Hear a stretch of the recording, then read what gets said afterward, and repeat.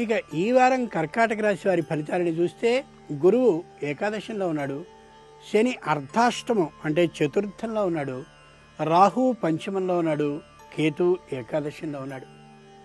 ఈ గ్రహ పరిస్థితిని పరిశీలించి చూస్తే కొనుగోళ్ల విషయంలో తగినంత జాగ్రత్త వహించకపోవడం కారణంగా ఇబ్బందులు పడే అవకాశం కనిపిస్తోంది.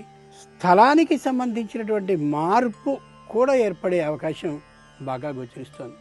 పునర్వసు నక్షత్ర జాతకులు తామున్నటువంటి ప్రదేశాన్ని వీడి మరో ప్రదేశానికి వెళ్ళే అవకాశం బాగా కనిపిస్తోంది.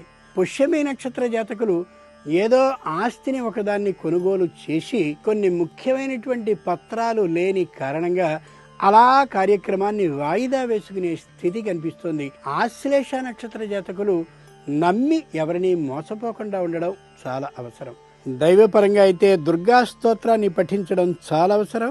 సేవాపరంగా అయినట్లయితే పేదవారికి అన్న సమారాధనం చేయడం ఉత్తమం.